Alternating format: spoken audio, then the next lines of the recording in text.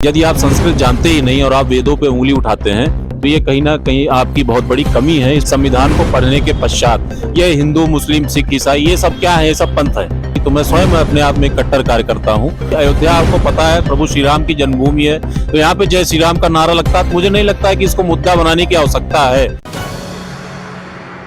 Risky reporters TV.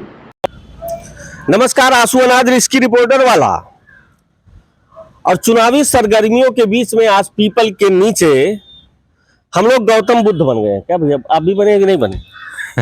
ये बिल्कुल बिल्कुल ऐसा माहौल है कि गौतम बुद्ध सभी को बन जाना चाहिए माहौल ये। तो आज हम लोग यहाँ पर बैठे हैं इस पीपल के पेड़ के नीचे और ठंडक लेने के लिए कि राजनीतिक गर्मी में आखिर ठंडी कैसे होगी। तो इतवार के दिन आज खाली इसी पर चर्चा करेंगे, आपसे परिचय कराते हुए कि भाई गर्मी तो ज्यादा हो रही है, ऊपर से प्राकृतिक गर्मी और नीचे राजनीतिक गर्मी।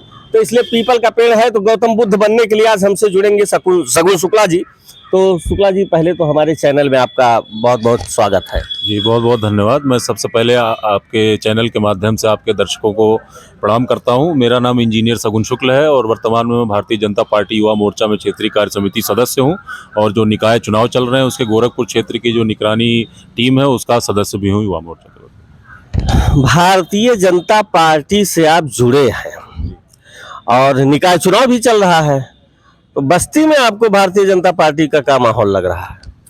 देखिए, भारतीय जनता पार्टी की बात जहां तक है तो बस्ती ही नहीं, अब पूरे प्रदेश में निकाय चुनाव हो रहा है। तो माहौल की जहां तक बात है तो माहौल तो देखिए इसमें कोई शक नहीं है कि है भारतीय जनता पार्टी का ही। वो उसका कारण यह है कि भारतीय जनता पार्टी जो है वह सदैव से जो उसके मुद्दे रहे हैं उसको पकड़ करके आज तक चलते आई है, काम करते आई है और जनता के बीच में रही है। जैसे कि अब आपने बस्ती का नाम लिया है, तो बस्ती में एक समय हुआ करता था कि जब यहाँ के जो जनप्रतिनिधि थे वे जहाँ से चुन करके जनता ने उनको चुन करके भेजा सदन में, वे अपना क्षेत्र छोड़ करके और उनकी राजनीति बाहर से होती थी, वे दर्शकों के बीच में नेता ना होकर के अभिनेता के रूप में आते थे कभी कभी, और वो भी गाड़ियों में ही दिखाई पड़ते थे जनता को। लेकिन अब जो है भारतीय जनता पार्टी की सरकार में माहौल बिल्कुल पूरी तरीके से बदल चुका है और एक जो वीआईपी कल्चर हुआ करता था, निगेटिव आप नकारात्मक तरीके में कह सकते हैं, उस वीआईपी कल्चर को बदल करके जनता का सेवक के रूप में प्रत्येक जनप्रतिनिधि को भेजा जाता है और वह स्वयं अपनी इच्छा से आता है, जनता की समस्याओं को सुनता समझता है और अपने स्तर से पूरा प्रयास करता है कि उसका समाधान किया जाए। तो निसंदेह माहौल तो भारतीय जनता पार्टी का ही है और मुझे पूरा विश्वास है और मेरा मानना है कि भारतीय जनता पार्टी प्रचंड विजय इस निकाय चुनाव में प्राप्त करने जा रही है। चलिए, तब आप बस्ती का बताए, बस्ती के रहने वाले भी हैं। अभी 2 दिन पहले अखबार में भाजपाई ही आपस में भिड़ गए थे, बड़ा छपा रहा होगा। तो जब आपसे भिड़े रहेंगे तो चुनाव कैसे होगा? देखिए, अब आपने जो कहा है मुझे भी बातें कहीं से सुनने में आई थी, तो यदि वाकई में ऐसी कोई घटना हुई है तो ये बहुत ही दुर्भाग्य की बात है। और जहां तक बात है आपस में भिड़ने की, लड़ने झगड़ने की, तो देखिए आप इस समय जहां बैठे हैं यहाँ से आप धरती के उत्तरी ध्रुव, दक्षिणी ध्रुव कहीं भी चले जाइए, मनुष्य जो होता है उसका स्वभाव होता है, असंतोष की भावना उसमें सदैव रहती ही रहती है किसी ना किसी बात को लेकर के। और ये पहली बार नहीं है कि किसी भी पार्टी में कार्यकर्ताओं में जो है रोष है या असंतोष है। आप भी इस चीज को जानते हैं, इसको सिद्ध करने की आवश्यकता नहीं है कि जब भी चुनाव आता है तो टिकट जो है सिर्फ मात्र एक प्रत्याशी को ही मिल सकता है। तो जो बाकी दावेदार हैं उसमें से कुछ होते हैं वे संतोष कर लेते हैं और कुछ जो है वो संतोष नहीं कर पाते, तो वो असंतोष जो है वो किसी ना किसी रूप में बाहर निकल करके आता है। अच्छा, चुनाव के बीच में आ जाए तो ये गड़बड़ी तो वोट को कहीं ना कहीं से इधर उधर तो कर देंगे, तो प्रभाव नहीं पड़ जाएगा चुनाव पे? देखिए, अब मुझे नहीं लगता है कि जनता जो है इन सब चीज़ों पे बहुत ध्यान देती है, क्योंकि जनता भी इस चीज़ को समझती है कि आपस में जो ये मतभेद है ये थोड़े समय तक रहता है, चलता फिरता रहता है, लेकिन आगे जाकर के जनता के लिए जो मुद्दा है वो यही विकास का मुद्दा जो है जनता इसको चुनती है, जिसको जो है भारतीय जनता पार्टी सन 2014 से केंद्र में आने के बाद से ही लगातार, चाहे वह देश का यशस्वी प्रधानमंत्री जो हमारे श्री नरेंद्र मोदी जी हैं उनसे लेकर के आप प्रदेश के मुखिया पूज्य योगी आदित्यनाथ महाराज जी की बात कर लीजिए, तो ये लोग जो है सतत जमीन पर जो है लगातार जनता के बीच में बने हुए हैं। तो और जैसे कि अभी आप जान सकते हैं कि आज जो है माननीय उप मुख्यमंत्री श्री ब्रजेश पाठक जी का भी आगमन वशिष्ठ गुरु वशिष्ठ की धरा पर हो रहा है, उनका भी एक कार्यक्रम लगा हुआ है यहाँ पर। तो आप इससे एक चीज ये समझिए कि जैसा कि मैंने कहा कि इससे पहले जो जनप्रतिनिधि पहले सरकारों के और दलों के हुए करते थे, तो उनकी राजनीतिक क्या स्थिति थी, क्या हालात थे बस्ती जनपद के। आप इससे ये समझिए, जनता भी इस चीज़ को भली भांति देख रही है कि उन्हें भी एक महत्व मिल रहा है। देश का प्रधानमंत्री, गृह मंत्री, बड़े बड़े केंद्रीय मंत्री, अगर मैं अंगुलियों पर नाम गिनाने बैठ जाऊं आपको तो कम पड़ जाएंगे, मुख्यमंत्री, इन लोगों का कई बार आगमन जो है बस्ती जनपद की पावन धरा पर हो चुका है, जो अपने आप में एक बहुत बड़ी बात है। और ये कि राजनीतिक परिप्रेक्ष्य से में देखा जाए तो सकारात्मक पहल है, जो होना चाहिए। जनता के बीच में बराबर जो है जनप्रतिनिधि, मंत्री हो गए, वो एक सेवक के रूप में उपस्थित रहते हैं। तो अभी आपने कहा कि इस देश का, इस प्रदेश का बड़ा बड़ा नेता बस्ती की धरती पर आया गया, लेकिन बस्तियां वैसे रह गई भैया। अब देखिए, बस्ती वैसे रहेगी। अब चूंकि मैं बस्ती जनपद का ही रहने वाला हूं, तो ये कहना मेरे हिसाब से सही नहीं है कि बस्ती वहीं पे रहेगी। बस्ती में बहुत सारे परिवर्तन हुए हैं और धरातल पे परिवर्तन हुए, ऐसा नहीं है। ये वो पुरानी बस्ती थी जो, अब चूंकि मेरा जन्म भी सन 1993 में हुआ, यहाँ बस्ती जनपद में ही हुआ, तो अब चूंकि बस्ती को जब से हमने होश संभाला तब से हम भी बस्ती को देखते आ रहे हैं। तो बस्ती में बहुत सारे परिवर्तन आए हैं। तो ये कहना कहीं ना कहीं जो है पूरी तरीके से ठीक नहीं कि बस्ती जहाँ थी वहीं की वहीं रह गई। चाहे आप सड़कों की बात कर लीजिए, सड़कों में भी कई सारी सड़कें ऐसी हैं जो इस बस्ती जनपद ने जो है 2-2 कैबिनेट मंत्री भी दिए उत्तर प्रदेश में, पूर्व की सरकारों में सांसद हुए, विधायक हुए। उन लोगों ने क्या है, सिर्फ जनता को लूटने खसोटने का काम किया, और वो सड़कें इस प्रकार से हो गई थी जैसे उन पर ग्रहण लग गया था। उन सड़कों को भी बनवाने का काम जो है भारतीय जनता पार्टी की सरकार ने किया है। फिर ये देखिए, हम लोग शास्त्री चौक पे खड़े हैं, यहाँ पे जो एक बड़ा सा तिरंगा लहरा रहा है, आपने देखा है इसको, तो ये तिरंगा भी भारतीय जनता पार्टी ने राष्ट्र के महत्व को जो है जनता के बीच में इस तिरंगे के रूप में स्थापित किया है। रही बात आप रेलवे स्टेशन परिसर की बात कर लीजिए, उसकी स्वच्छता की बात कर लीजिए, उसके सौंदर्यीकरण की बात कर लीजिए, बस्ती जनपद में पार्कों की बात कर लीजिए, और अभी कई सारे स्टेडियम भी जो है, इंडोर खेल स्टेडियम भी जो है माननीय सांसद जी ने जो है प्रस्ताव पारित कराया है उसके लिए भी, और रिंग रोड का भी प्रस्ताव पारित कराया है। तो निसंदेह अगर भारतीय जनता पार्टी को जनता 2024 में फिर से अवसर देगी, ऐसा मेरा मानना है, तो बस्ती का जो है पूरा कायाकल्प होने के लिए सुनिश्चित है। चलिए, जब आप बता रहे हैं कि बहुत कुछ काम हो गया है, तो हम उधर छोड़ के नगर पालिका में ही आ जाते हैं। ऐसे कुछ नगर पालिका वाला भी कमवा गिना दीजिए। अभी तो घोषणा पत्रों आ गया है, तो घोषणा पत्रों में कहाँ तक सही है, कहाँ गलत है, का हुआ, का घोषणा पत्र पिछला वाला था, अब की वाला भी जारी हो गया, का पिछला वाला कमवा हो गया है कि वो अधूरे रह गया? देखिए, जहां तक बात घोषणा पत्र की है, तो आप भी जनता, आपके चैनल के माध्यम से मैं जनता से ये कहना चाहता हूं कि जनता जो है बहुत ही करीबी से, जब से भारतीय जनता पार्टी की सरकार आई है, चाहे केंद्र हो या प्रदेश में, ऐसा पहली बार भारत के राजनीतिक इतिहास में हुआ है कि आज चौक चौराहों पर एक समय हुआ करता था जब जो लोग मतलब कोई रोजगार नहीं था वही बैठ करके राजनीति के बारे में चर्चा करते थे, परंतु आज जो है देश का जो युवा है वो भी राजनीतिक चर्चा में जो है बढ़ चढ़ करके हिस्सा ले रहा, प्रतिभाग ले रहा है। तो ये राजनीतिक जागरूकता जो है इसको फैलाने का काम भारतीय जनता पार्टी ने ही किया है, उसी की सरकार में ही हुआ है, जो समाज के लिए बहुत ही अच्छा एवं सकारात्मक संदेश देता है। आपने बात किया नगर पालिका बस्ती की, आपने बात की है, तो देखिए नगर पालिका बस्ती का जो क्षेत्र है उसमें यदि आप तुलना करेंगे आज से 15 वर्ष पूर्व और आज के समय में, तो निसंदेह परिवर्तन बहुत सारे हुए हैं। कुछ जगह काम और अच्छे से होने चाहिए थे जो किन्हीं कारणवश नहीं हो पाए हैं। तो मुझे पूरा विश्वास है कि आने वाले जो अध्यक्ष होंगे भारतीय जनता पार्टी के, जिसे जनता चुन करके भेजती है, तो निसंदेह उन कमियों को पूरा करेंगे। और घोषणा पत्र जो है अगर आप उसको पढ़ेंगे तो उसका एक अगर आप सार निकालते हैं तो कहीं ना कहीं वो एक ही शब्द आता है, विकास। जो भारतीय जनता पार्टी का मुद्दा शुरू से रहा है, सबका साथ, सबका विकास और जनता का सबका विश्वास। तो अब इसी बस्ती में निकाय चुनाव को देखते हुए जोगी जी भी आए, आज आप बता रहे हैं ब्रजेश पाठक जी भी आ रहे हैं। तो अच्छा, विपक्ष क्या कह रहा है ये बताओ। आज ये लोग जब निकाय चुनाव तक का, मैंने इस शहर का प्रधानी जान लीजिए, इस शहर का प्रधानी चुनाव का प्रचार अगर यहाँ का मुख्यमंत्री करेगा, उप मुख्यमंत्री करेगा, तो बिहार के लोग प्रधानी चुनाव में भी आएंगे, गांव में भी घुसने आ जाएंगे प्रचार करने। मैंने इस हद तक आ गए भाजपा वाले। ये विपक्ष कारण है, हमको नहीं कोसने लगिएगा। देखिए, ऐसा है, विपक्ष के पास कोई मुद्दा नहीं रह गया। भारतीय जनता पार्टी ऐसे युद्ध स्तर पर जो है जनता के बीच में निरंतर जारी है, और भारतीय जनता पार्टी एकमात्र ऐसी पार्टी है, आप इसका इतिहास उठा करके देख लीजिए, कि कोई भी बड़े से बड़ा नेता हो, छोटे से छोटे चुनाव में हमेशा जनता के बीच जाता रहा है। इसलिए नहीं कि भारतीय जनता पार्टी डरी हुई है, जैसा कि आपने कहा कि विपक्ष का एक जो है एक स्लोगन हो गया, एक नारा हो गया है, जब भी कोई चुनाव आता है भाजपा अपनी पूरी जान झोंक देती है, जो सभी को झोंकना चाहिए। अवसर उनके पास भी है। वो ऐसा नहीं कर रहे हैं क्योंकि वो जानते हैं कि जनता उनको एक पूरे तरीके से नकार चुकी है, केंद्र से प्रदेश से हर जगह से उनका सुपड़ा साफ हो चुका है।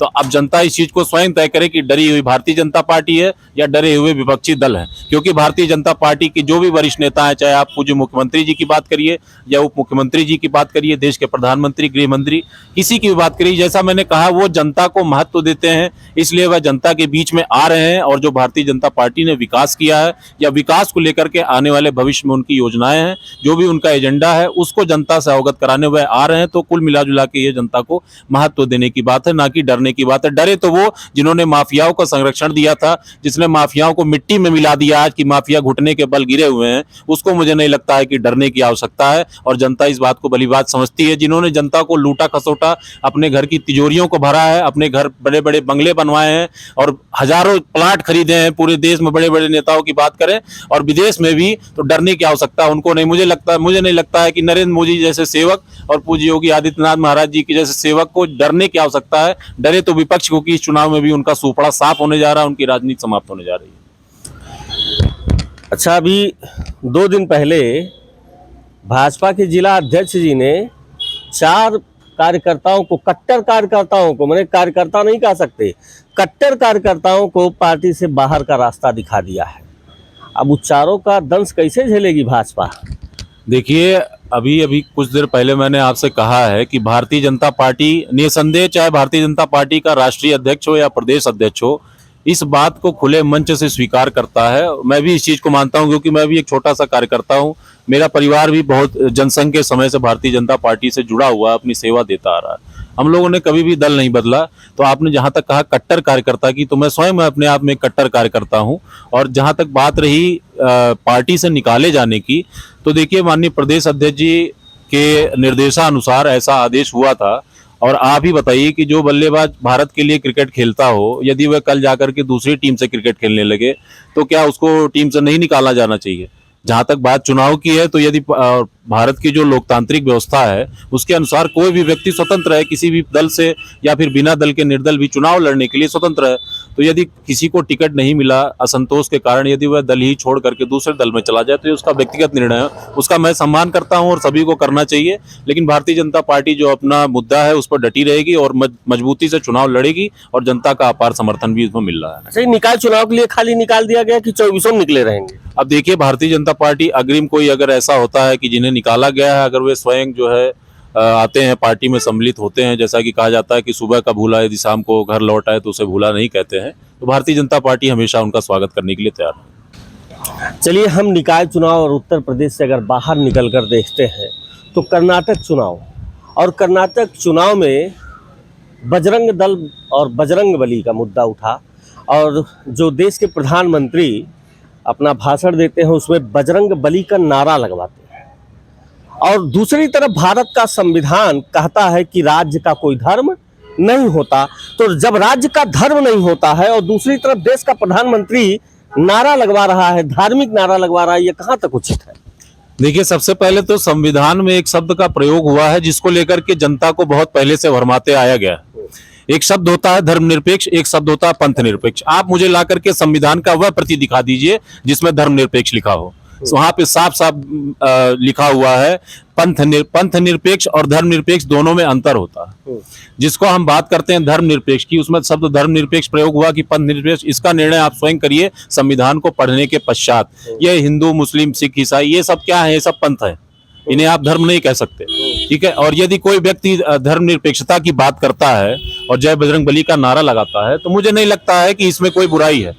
इसमें क्या बुराई है आप बताइए? भारत की जो जमीन है, भारत की जो संस्कृति है, अगर सीधे सीधे ये कहा जाए कि व्यक्ति अपनी संस्कृति को छोड़ दे, तो ये किस प्रकार का, मतलब किस प्रकार की विडंबना में विपक्ष डालना चाह रहा है।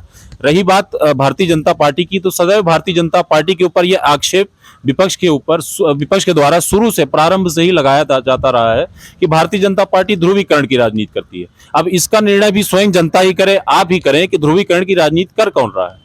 हमने तो सिर्फ जय बजरंग बली कहा, उस पर बवाल किसने किया? आपने किया। आपने उस चीज को सम्मान ना करके उसका आपने सीधे सीधे जनता का भी अपमान किया है, क्योंकि जनता का एक बहुत बड़ा वर्ग है जो जय बजरंग बली का भी सम्मान करता है। तो आपने जनता का अपमान प्रत्यक्ष रूप से करने का काम किया है। और जहां तक बात है कर्नाटका की, तो कर्नाटका में एक चीज बता दें कि जिस प्रकार से अभी कल ही जो है माननीय प्रधानमंत्री जी की वहां पे रैली हुई, क्या आपने कभी ऐसा सुना है कि देश का प्रधानमंत्री 26 किलोमीटर लंबी रैली में प्रतिभाग किया हो? मुझे नहीं लगता कि ऐसा भारत की राजनीतिक इतिहास में कभी हुआ है कि प्रधानमंत्री एक रैली में 26 किलोमीटर 3 घंटे, जिनका स्वागत करने के लिए अपने घरों से लोग निकल करके सड़कों पर 8 लाख से अधिक की संख्या में जनता आई थी अपने प्रधानमंत्री को देखने। आप स्वयं इसका निर्णय कर लीजिए कि क्या यह डर है, यह ध्रुवीकरण है कि यह जनता का प्यार है, जनता का विश्वास है। जनता जानती है कि मैंने एक बहुत ही शानदार नेता चुन करके और अपने देश का प्रधानमंत्री बनाया है। वह इस देश का विकास करने के लिए प्रतिबद्ध है, चाहे वह राष्ट्रीय स्तर पर हो या फिर अंतर्राष्ट्रीय स्तर पर स्थापित करने का हो। जब आप कह रहे हैं पंथ निरपेक्ष, भारत का जब संविधान बना तो धर्म निरपेक्ष की बात उसमें की गई थी, और जहां तक मुझे लगता है कि 42वां संविधान संशोधन 1976 उसी में ये संशोधन करके और पंथ निरपेक्ष शब्द को लाया गया। पंथ निरपेक्ष जो आपने बताया शुरुआत होता है वही यह है कि राज्य का कोई धर्म नहीं होता। मैं यही प्रश्न आपसे कर रहा हूं, राज्य का कोई धर्म नहीं होता, और राज्य में जो राजा है, जो सरकार में है, सत्ता में है, जो जनता के द्वारा चुन कर गया है, तो उसे हिंदू भी वोट दिया होगा, मुस्लिम भी दिया होगा, सिख भी दिया होगा, ईसाई दिया वोट दे के भेजा होगा। ऐसे में अगर कोई राजा या सरकार नारा लगवा रहा है, बजरंग बली का नारा लगवा रहा है, जैसे उत्तर प्रदेश में श्री राम का नारा लग रहा है, तो कर्नाटक में फिर बजरंग बली को क्या जरूरत थी? वहां भी श्री राम का नारा लगना चाहिए था। देखिए, कर्नाटक की जहां तक बात है, कर्नाटक की जो पावन भूमि है वहां बजरंग बली का बहुत महत्व है। वहां पे बजरंग बली नारा लगने का जो कारण है वो यह था। आपने उत्तर प्रदेश की बात की, उत्तर प्रदेश में भी अयोध्या आपको पता है प्रभु श्री राम की जन्मभूमि है, तो यहाँ पे जय श्री राम का नारा लगता है। तो मुझे नहीं लगता है कि इसको मुद्दा बनाने की आवश्यकता है, लेकिन इसको मुद्दा बनाने की आवश्यकता अगर किसी को पड़ी है तो वह विपक्ष को पड़ी है। ध्रुवीकरण की राजनीति अगर कोई कर रहा है तो विपक्ष कर रहा है। अभी हाल ही के जो बहुत ही महत्वपूर्ण विषय है उसकी चर्चा कर ली जाती है, ठीक है। अभी हाल फिलहाल में एक बहुत बड़ा अपराधी उत्तर प्रदेश में हुआ करता था जिसका नाम अतीक अहमद है। आप सभी जानते हैं कि अभी अतीक अहमद की कुछ दिनों पूर्व गोली मार करके हत्या हो गई। उस पर आरोप लगा कि सरकार ने हत्या कराई है। विपक्ष का काम ही यही है कि सरकार को किसी ना किसी बहाने मुसलमान और हिंदू में जो है द्रोह पैदा करके ये ध्रुवीकरण की राजनीति विपक्ष करता है।